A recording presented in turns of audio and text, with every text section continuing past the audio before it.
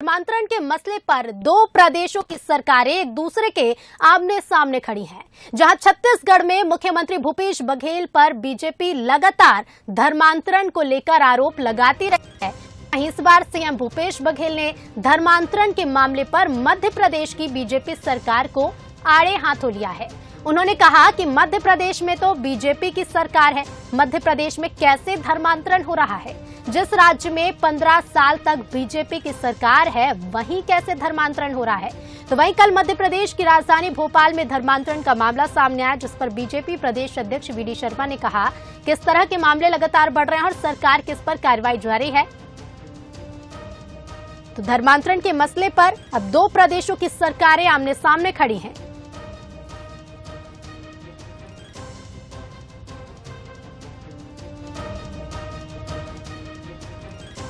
मध्य प्रदेश में भी उसकी सरकार है और धर्मांतरण के बारे में कल ही मैं टीवी चैनल में देख रहा था। वो धर्मांतरण के वो बजरंगी लोग गए थे और उसके भारतीय जनता पार्टी के जो अध्यक्ष है वो बयान दे रहे थे कि मध्य प्रदेश में हो रहा है, वहां कैसे हो रहा है? जब भारतीय जनता पार्टी 15 साल से सरकार, वहां कैसे हो रहा है? ये अपनी सुविधा के हिसाब से राजनीति करते हैं।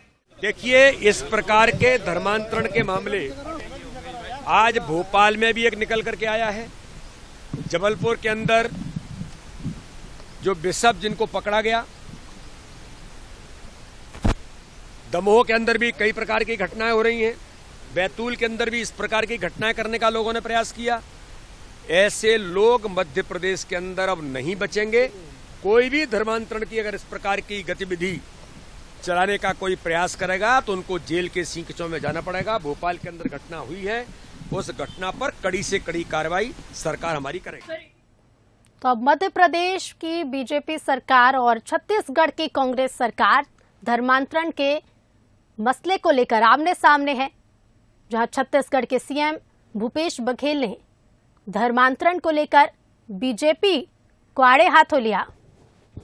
तो बता दें, बीते दिनों मध्य प्रदेश में लगातार धर्मांतरण के मामले सामने आ रहे हैं। बीते रविवार को भी एक ऐसा ही मामला राजधानी भोपाल से सामने आया, जहां हिंदू संगठन ने शिवनगर में छापेमार कार्रवाई की। धर्मांतरण के मामले पर 3 लोगों पर एफआईआर दर्ज की गई। मध्य प्रदेश के दमोह और जबलपुर में भी मामले सामने आए हैं।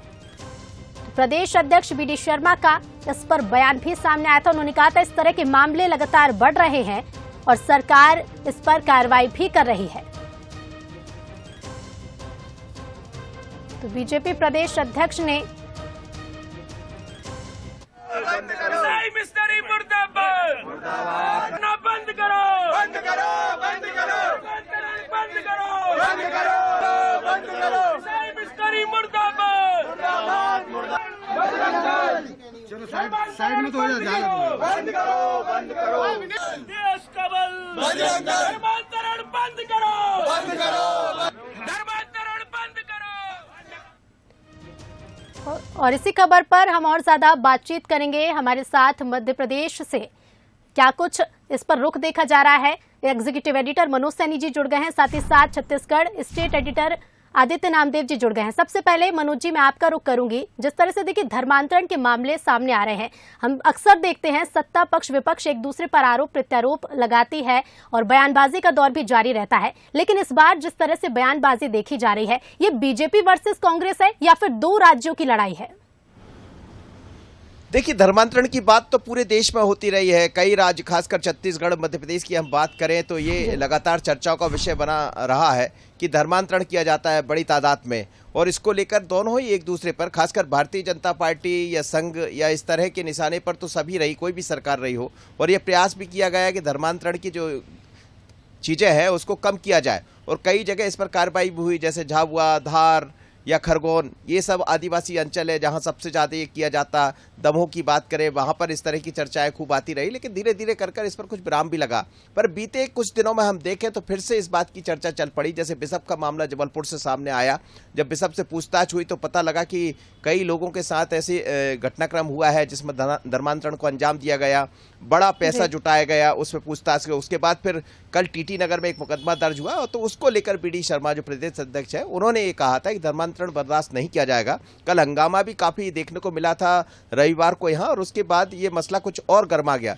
लेकिन बड़ी बात यह है कि जो बयान आया है वो प्रदेश अध्यक्ष वी डी शर्मा की तरफ से आया, ये भी सच है कि मध्य प्रदेश में सरकार भारतीय जनता पार्टी की है और जैसा सरकार का दावा है कि लगातार ऐसे जो कामों में लगे हुए, जो ऐसी मिशनरी या ऐसे जो लोग हैं जो धर्म परिवर्तन करवाना चाहते हैं, उन पर कार्रवाई लगातार की जा रही है। लेकिन जब बीडी शर्मा ने सवाल उठाए तो फिर ये दूसरी टेस्ट का मामला बन गया। अब हम ये कह सकते हैं कि मध्य प्रदेश वर्सेस छत्तीसगढ़ ये नजर आ रहा है, क्योंकि वहाँ के मुख्यमंत्री भूपेश बघेल ने सवाल कर दिए हैं और पहले भी ये कहा जाता रहा है कि छत्तीसगढ़ में भी बड़ी भारी तादाद में धर्मांतरण होता रहा है। अब ये इसका इशारा किस तरफ है, लेकिन इतना जरूर है कि उनके बयान आने के बाद ये 2 राज्यों की लड़ाई होगी।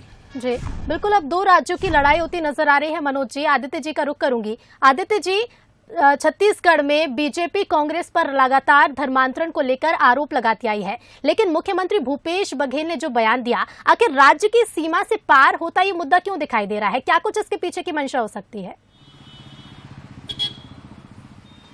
देखिए, आपको समझना पड़ेगा कि धर्मांतरण का मुद्दा अचानक क्यों हावी हो रहा है। छत्तीसगढ़ में धर्मांतरण का मुद्दा इसलिए हावी हो रहा है क्योंकि जशपुर में आपको याद होगा उस समय दिलीप सिंह जुदे हुआ करते थे, जिन्होंने ऑपरेशन घर वापसी चलाया था और उसी जगह पर उनकी मूर्ति का अनावरण करने के लिए कोई और नहीं, संघ प्रमुख खुद पहुंचे हुए थे, मोहन भागवत।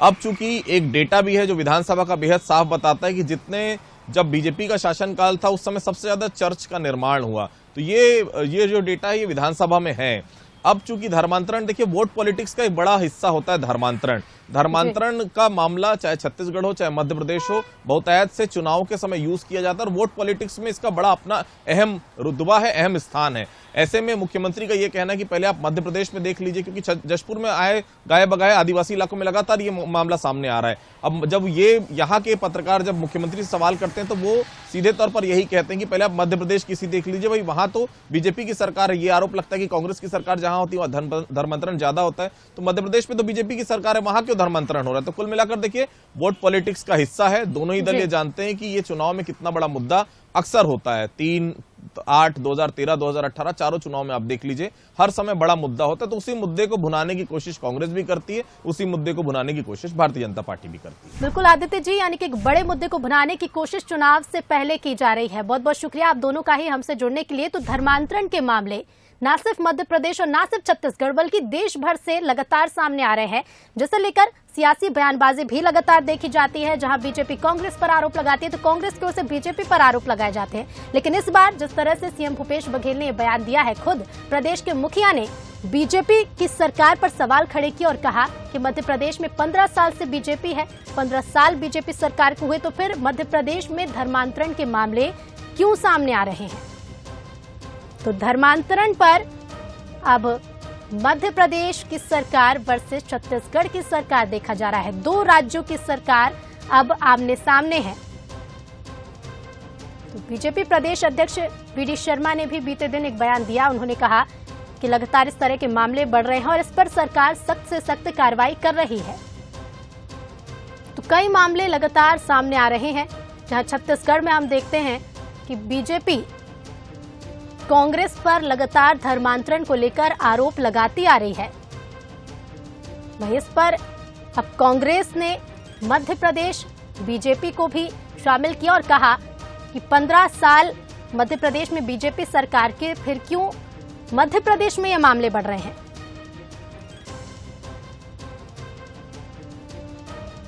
तो इस पर हम राजनीतिक प्रतिक्रिया भी लेंगे कि दोनों राज्यों कि सरकार में जो मंत्री हैं, जिनके पास पद हैं, उनका क्या कहना है, क्या कुछ वो प्रतिक्रिया देंगे। हमारे साथ छत्तीसगढ़ से सुशील आनंद शुक्ला जी जुड़ गए हैं, कांग्रेस संचार विभाग प्रमुख हैं। साथ ही साथ मध्य प्रदेश बीजेपी से नरेंद्र शिवाजी पटेल, जो कि सह मीडिया प्रभारी हैं, दोनों ही जुड़ गए हैं। आप दोनों का ही बहुत स्वागत है बंसल न्यूज पर। जी धन्यवाद।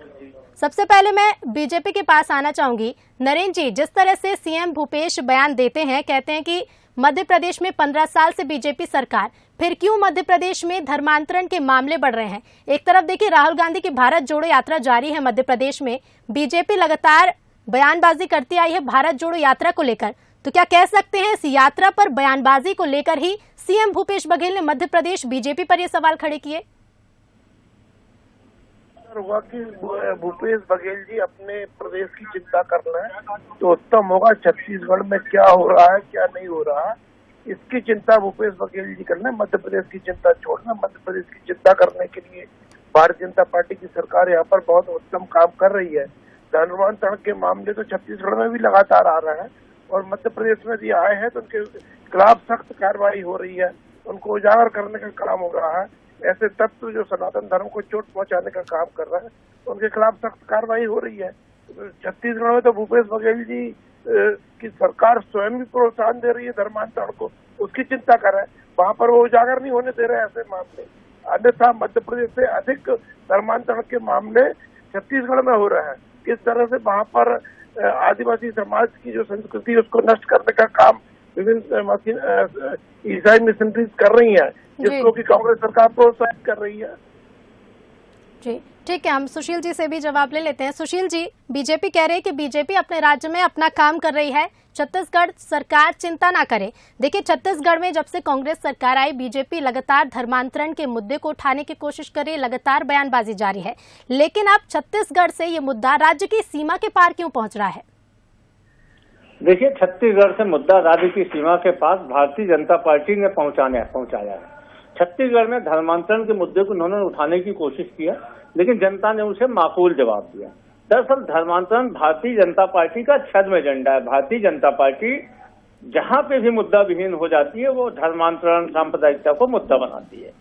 छत्तीसगढ़ में उन्होंने बनाने की कोशिश किया, नगरीय निकाय चुनाव के पहले जनता ने इनको माकूल जवाब दिया। अब आते हैं मध्य प्रदेश, जिसके संदर्भ में माननीय मुख्यमंत्री जी ने जवाब दिया है। पहली बात तो जो भारतीय जनता पार्टी के जो साथी अभी बोल रहे थे कि चिंता न करें, तो इनको जानकारी होना चाहिए कि चंद नियतखोर विधायकों को खरीद के आपने वहां पे सरकार बनाया है, अन्यथा जनादेश तो वहां पे कांग्रेस पार्टी का था। वहां पे जो स्थिति बनी है धर्मांतरण की, वहां उसके लिए आपके लोग आंदोलन कर रहे हैं, वहां पे संघ के लोग आंदोलन कर रहे हैं, विश्व हिंदू परिषद के लोग आंदोलन कर रहे हैं। 15 साल तक वहां पे आपने सरकार थी, 3 साल तक वहां पे आपने हमारी सरकार चुरा के, मतलब 18 साल तक वहां पे भारतीय जनता पार्टी की सरकार थी। उसके बाद यदि वहां पे धर्मांतरण हो रहा है, आरएसएस के लोग आंदोलन कर रहे हैं, विश्व हिंदू परिषद के लोग आंदोलन कर रहे हैं, तो ये भारतीय जनता पार्टी के हिंदुत्ववादी छवि की पोल खुल रही है। इसका सीधा सीधा 2 तात्पर्य होता है, या तो धर्मांतरण का विषय झूठा है, या तो भारतीय जनता पार्टी के नेता भारतीय जनता पार्टी की सरकार धर्मांतरण वहां पे रोक नहीं पाई, तभी इनके लोग आंदोलन कर रहे हैं, या तो धर्मांतरण हो नहीं जाए, जबरदस्ती आंदोलन करके हिंदू मतों को ये ध्रुवीकरण करने की कोशिश कर रहे हैं। इसी संदर्भ में मुख्यमंत्री जी ने यह सवाल खड़ा किया है। आज भारतीय जनता पार्टी की नीयत उजागर हुई है। छत्तीसगढ़ में तो हमने चैलेंज किया था, एक भी जबरिया धर्मांतरण के केस बताएं, 24 घंटे के अंदर में एफआईआर होगा, गिरफ्तारी होगी। भारतीय जनता पार्टी के बड़े बड़े नेताओं के सांप सूख गए। इनके आरएसएस के प्रमुख आए थे छत्तीसगढ़ में, धर्मांतरण का विषय उठाए, लेकिन नाकाम साबित हुए। तो भारतीय जनता पार्टी छत्तीसगढ़ में बेनकाब हो चुकी है। मध्य प्रदेश में भी भारतीय जनता पार्टी बेनकाब हो चुकी है कि उसने या तो धर्मांतरण को भारतीय जनता पार्टी की शिवराज सरकार बढ़ावा दे रही है, धर्मांतरण जैसा कोई पहले तय कर लीजिए, पहले तय कर दीजिए बोलना क्या है, तय तो कर लीजिए पहले।